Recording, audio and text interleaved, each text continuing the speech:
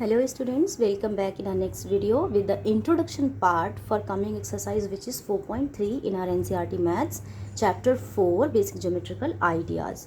तो इसमें हम लोग जैसा कि साउंड कर रहा है हम लोग इंट्रोडक्शन देखने वाले हैं। इंट्रोडक्शन हम क्यों करते हैं हर एक एक्सरसाइज के पहले, ताकि जो हमारा एक्सरसाइज है उसमें जितने भी रिलेटेड क्वेश्चंस है उनसे रिलेटेड कॉन्सेप्ट्स को हम समझ लें पहले ही, है ना। तो यहाँ पर हमारा जो अभी नेक्स्ट एक्सरसाइज है 4.3 उसमें हम एंगल्स को देखने वाले हैं। तो हम पहले पता कर लेते हैं, समझ लेते हैं कि एंगल्स क्या होते हैं। तो फर्स्ट ऑफ ऑल देखो, एंगल्स जो हैं वो कॉर्नर्स से बने होते हैं। जहाँ पर भी कॉर्नर होता है, ठीक है, जैसे अगर मैं इस पेज को ऐसे करके फोल्ड कर दूँ तो ये यहाँ पर एक कॉर्नर बन रहा है, राइट। ये जो कॉर्नर बन रहा है तो यहाँ पर ये कॉर्नर क्या बना रहा है, इस तरीके से और इस तरीके से दो लाइन बना रहा है। तो ये कॉर्नर क्या बना रहा है, इस कॉर्नर पे एंगल फॉर्म कर रहा है, ठीक है। दूसरी बात क्या होती है कि हर एक एंगल, तो मैंने ये जो कॉर्नर्स है ये मैंने सपोज करो कि जो बी सी और इधर में बी ए है, ये हमारे दोनों आर्म्स हो गए जहाँ पर कॉर्नर्स बन रहे हैं, ठीक है। और यहाँ बीच में आपका एंगल बन रहा है, यानी कि ये जो है यहाँ पर ये एंगल फॉर्म कर रहा है, ठीक। तो हम इनको नाम कैसे देते हैं। फर्स्ट ऑफ ऑल, जिस कॉमन पॉइंट से दो आर्म्स प्रोड्यूस होती हैं उस कॉमन पॉइंट को, यानी कि बी को हम क्या बोलते हैं, वर्टेक्स बोलते हैं, ठीक है। अगर सिर्फ एक कॉमन पॉइंट है तो वर्टेक्स, मोर देन वन कॉमन पॉइंट है तो हम उसको वर्टिसेस बोलते हैं। यानी कि वर्टेक्स का प्लूरल फॉर्म क्या होता है, हम लिख लेते हैं more than one common points,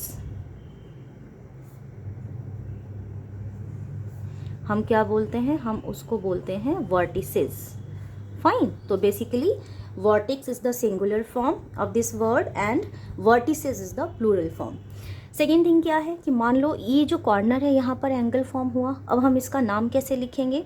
तो देखो सिंपल सी बात है, जो एंगल होता है वो हमेशा बीच में आता है, ठीक है। तो हम इसको नाम देंगे, एक तो ये हमारा सिंबल बनेगा और नाम देंगे सी बी ए, एंगल सी बी ए। और इधर से भी हम लिख सकते हैं, दोनों ही तरीके से सही है, ठीक है। तो A B C, angle A B C. बहुत बच्चे इसमें मिस्टेक करते हैं, बट आप इसको क्लियरली समझ लो कि अगर इस तरीके से हमारा यहाँ पर इस कॉर्नर पे मेरे दोनों पाम के बीच में जो एरिया है वो एंगल फॉर्म कर रहा है, तो एंगल का नाम मैं चाहूँ तो लेफ़्ट हैंड से शुरू करके राइट हैंड पे ख़त्म कर सकती हूँ, या मैं चाहूँ तो राइट हैंड से शुरू करके लेफ़्ट हैंड पे ख़त्म कर सकती हूँ। उससे क्या मेरे एंगल के पोजीशन पे कोई फ़र्क पड़ेगा, नहीं। तो सिमिलरली ये जो एंगल का पोजीशन है, यानी कि जो बी पॉइंट है जहाँ पर एंगल फॉर्म हो रहा है वो चेंज नहीं होगा, वो दोनों ही सिचुएशन में मिड में रहेगा। आप सिर्फ जो आपके आर्म्स हैं वो आप किधर भी लिख सकते हो, ठीक है। तो ये हो गया हमारा एंगल का नेम। सेकेंड थिंग आते हैं कि मैंने ये जो डी पॉइंट है, ई पॉइंट है, ये सब क्यों बनाए। तो मैं आपको बता दूं कि ये जो एंगल यहाँ पर बन रहा है इसका ये क्या है, इनर रीजन है ना, इसके अंदर का ये साइड है। आपको भी दिख रहा है कि ये जो एरिया है ये इसका इनर साइड है। तो डी पॉइंट हमारा क्या है, इसके इनर साइड में डी पॉइंट लाई कर रहा है, तो हम इसको बोलते हैं interior point. So this one is our interior point. और ये जो पॉइंट है, जो पॉइंट ई है, ये कहाँ लाई कर रहा है, देखो ये है इसका रीजन, ये इस रीजन के बाहर लाई कर रहा है।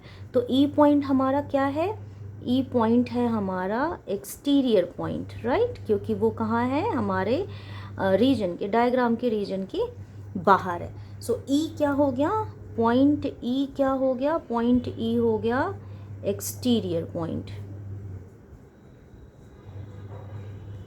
ठीक है। अब एक मैंने और पॉइंट यहाँ पर ड्रॉ किया है, that is my this point. तो इस पॉइंट का नाम है एफ। पॉइंट एफ कहाँ है, कौन सोचेगा और कौन इसको बताएगा। क्या एफ सी बी ए के इनर साइड में है या आउटर साइड में, मतलब इंटीरियर में है या एक्सटीरियर में है। तो आंसर आएगा कि ना तो ये इंटीरियर में है ना ही ये कहीं भी एक्सटीरियर में। तो ये है कहाँ, ये ऑन द ट्राइंगल है या ऑन द एंगल है या ऑन द फिगर है। तो हम क्या बोलेंगे इसको, हम ये भी लिख सकते हैं point F is on the arm C B. कहाँ पर है ये, इस आर्म पर है, CB पर, राइट। अगर यही कोई ट्राइंगल हो, स्क्वायर हो, क्वाड्रिलेटरल हो, कुछ भी हो, तो हम उसमें क्या लिखेंगे, उस क्वाड्रिलेटरल के नाम से लिखेंगे this is on the quadrilateral. ठीक है, तो ये ना तो इंटीरियर में है ना ही एक्सटीरियर में है। अब हमारा जो कमिंग एक्सरसाइज है उसमें हमारी यही सारे पॉइंट्स आ रहे हैं, यही सारी चीज़ें आ रही हैं जो हमें सीखनी थी। ठीक है,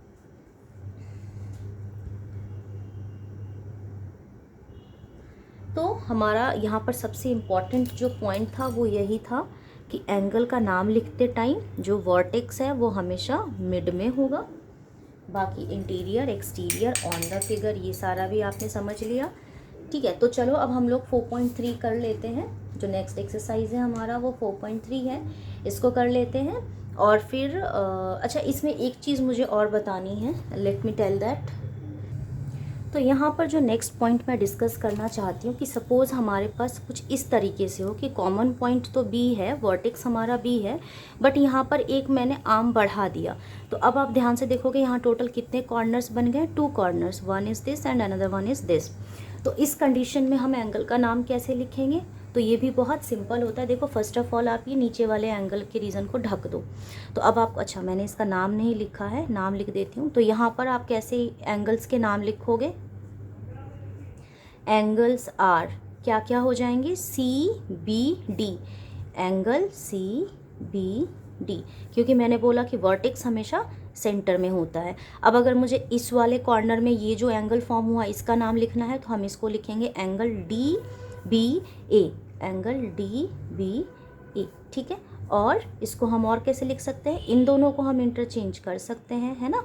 मैंने यही बताया कि हम फर्स्ट और लास्ट अल्फ़ाबेट को इंटरचेंज कर सकते हैं। सो DBC, और इसमें भी और करके हम ABD लिख सकते हैं। ठीक है, और अगेन वही सेम बात है कि हमारा जो वर्टेक्स है वो ऑलवेज मिड में आएगा। तो इतनी ही चीज़ें थी। अब हम लोग एक्सरसाइज करते हैं, उसमें देखते हैं कि क्या क्या हमें किस टाइप के क्वेश्चंस मिलते हैं और हमारा कॉन्सेप्ट कितना क्लियर हुआ है। तो चलो बच्चों, हम लोग नेक्स्ट वीडियो में अपना एक्सरसाइज 4.3 स्टार्ट करते हैं।